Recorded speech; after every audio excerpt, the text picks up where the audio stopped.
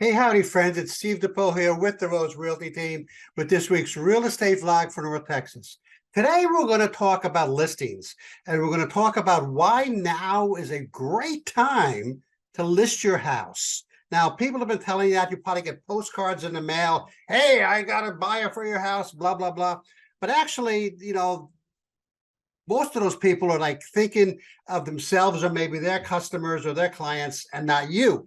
So we're thinking about you, and we want to tell you why it's a good time for you to sell your house. Okay, so let's do quickly sort of a level set about what we're going to talk about here. What we're going to talk about here is based on facts and based on data, and we're going to look at some of the current trends. The trends I'm going to show you are a lot of them are nationwide, but I'm also going to add a little DFW flair to it, so we know what the difference is a little bit between the country overall and the DFW marketplace. So let's get into it. Hey, before we get into it though, hey, look, my shameless commercial, right?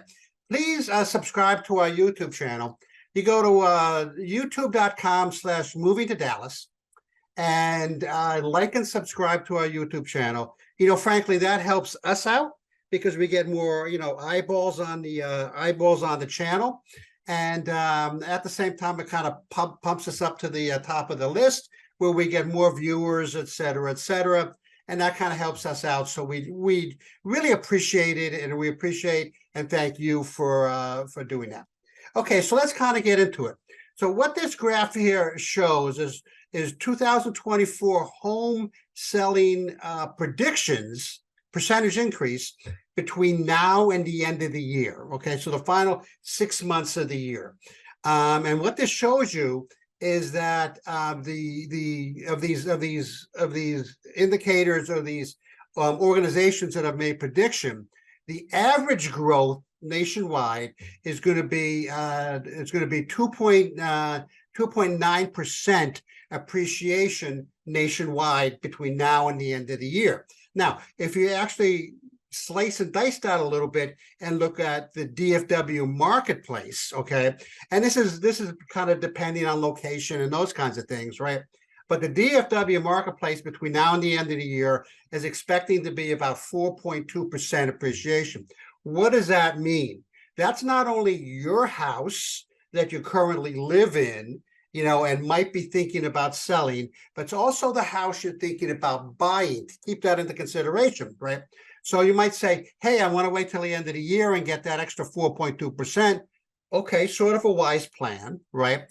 But at the same time, if you're going to stay in the Metroplex, okay, and we hope you do, if you're going to stay in the Metroplex, that house you want to buy, whether it's a newer house, a resale, bigger house, a resale downsize, something like that, that's also going to go up about 4.2% by the end of the year. Okay, so in that case, you kind of think it's like sort of a wash in a way, right? But what we fail to take into consideration is the equity that you have built up in your house, the current house, that you can use for that next house. So we're going to get into that, in a moment. Okay, so what are the talking heads kind of talking about in terms of interest rates? Well, right now it's the 5th of July, and interest rates are 30-year fixed mortgage is around 7.14%. Okay. Now that depends on your credit rating and all of that, but this is like the standard buyer, let's say, okay, is 7.14%. Now, if you take the average of Fannie Mae, MBA, NAR, the average that they predict by the end of the year is going to be like 6.67%. Now, part of that's based upon the election that's coming up, and a lot of the talking heads, as I call them, feel that there's no way the current administration is going to get reelected with such high interest rates, okay, and inflation. So they've got kind of a curb on inflation, sort of. It's still inching up, but they kind of got a curb on inflation. So what the feeling is they may drop the interest rates between now and, let's say, September, October, okay, and then they feel that that the average of these three organizations feel that the interest rates could go down to about 6.67. Now, let's take an example of a $500,000 house. Okay, let's say I'm sorry. Let's check that, a $500,000 mortgage. Okay. Now, right now, that $500,000 mortgage is going to cost you $3,376 a month.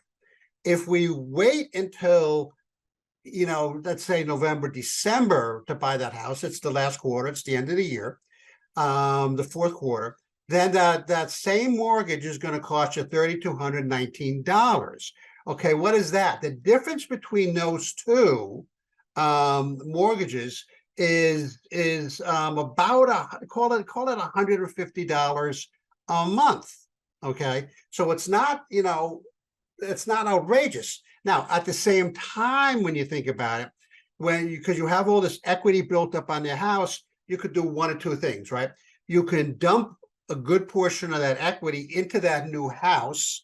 So let's just say it's a $500,000 house. You can dump a lot of that equity into that new house, and you go from 500,000, let's say, down to $200,000 house, right?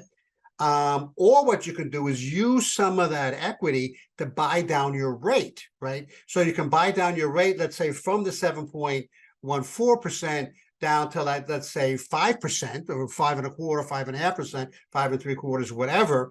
And obviously at a fixed rate, that buy down of that rate is fixed for the whole 30 years. Okay. So what a lot of people sort of make the mistake of doing is throwing a lot of money into down payment instead of buying down the rate, because the rate's going to last you to theoretically for the whole 30 years. And so I'm just want to show in this particular slide here that the difference between the 7.14 and the 6.67 is only something like $150 a month. So it's not thousands. So if we take a look at Denton, the city of Denton, okay, as an example here. So the medium house price went up over the last year, went up 4%. Okay, the price of houses went up 4%, right? The active listings went up 20%. So there are people out there right now today, okay, who want to sell their house, who are not afraid of the mortgage rate, who are not concerned about the economy or whatnot. And so listings actually went up about 20%. There are about 2.4 months of inventory right now on the market, which means it's still a seller's market, right? That it's not a neutral market would be 6 months of inventory, and then let's say a buyer's market would be like 8 months of inventory. Well, it's 2.4 months of inventory, which means it's still a seller's market. Okay, because people who are out there want to buy have fewer options when you talk about buying, and so it's still a seller's market. And then the average days on inventory is about 44 days before a contract. So what that means compared to, like, let's say 3 years ago, which was the average days on market was something like 20 or 15. What that means now is people are taking the time, they're looking around, okay, and the house that they like, there's a good chance it's going to be there in, let's say, 2 weeks, okay, once they see it. And so there's an opportunity for them to say, let me look at a couple of more houses. Where you remember 3-4 years ago, people were putting offers on houses sight unseen. Okay, well, now they're able to kind of wait just a little bit, kind of cool their jets a little bit, and maybe look at a few. We like this house. We like this house over here on Main Street, but let's go look at First and Second Street to see what the houses over there look like, and then we'll make our decision. So 44 days on the market before a contract.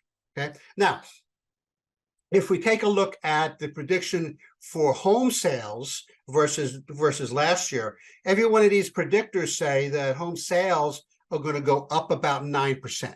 Okay, so which means what? We're going to have more activity this year than last year.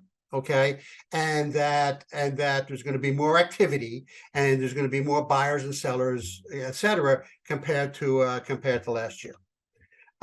This graph is kind of maybe hard to see because of the lines, but the top line is the average age of repeat buyers. Now that happens to be 55.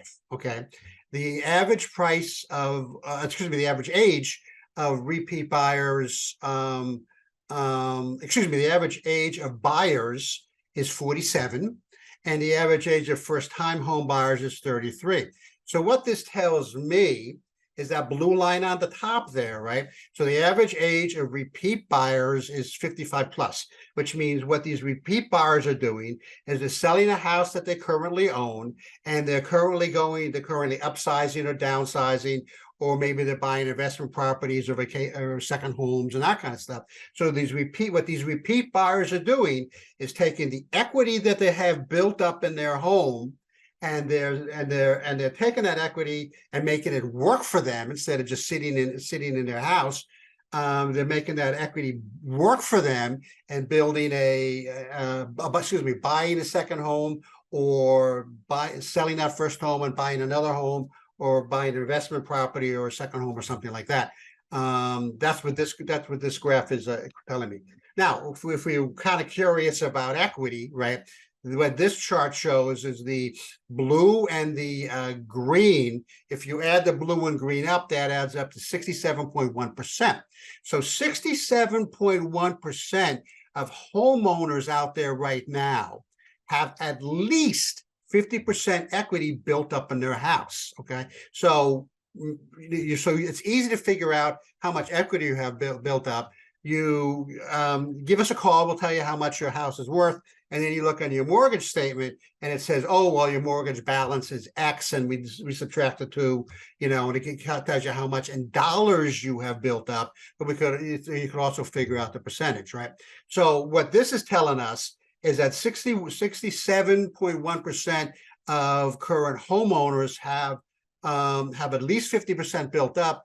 And what we're finding, based upon that previous slide, is that what these homeowners are doing is taking that equity, putting it down on another house, and so they're either upsizing or downsizing, or they're buying investment property or buying a second home, like a vacation home or something like that.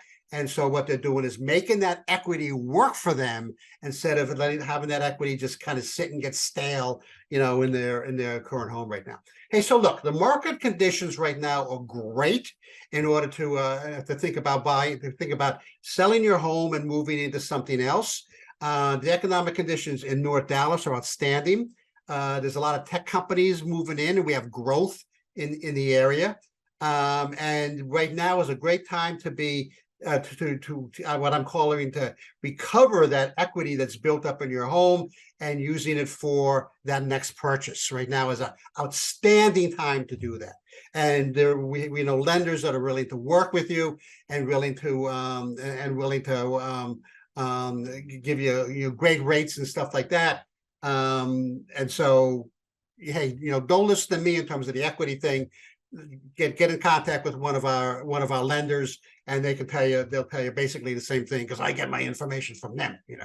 So that's that. I hope that was helpful. I hope it kind of maybe gave you something to think about in terms of selling and buying something else, and at least considering it. Hey, next week we're going to talk about the impact. I kind of alluded to it in the previous slide, the impact of tech companies on the DFW marketplace. Cool. We're going to talk about some cool companies that moved into the DFW area, what they do, and naturally what they've done sort of to the economy and the environment. This is Steve. I am with the Rose Realty team. See ya.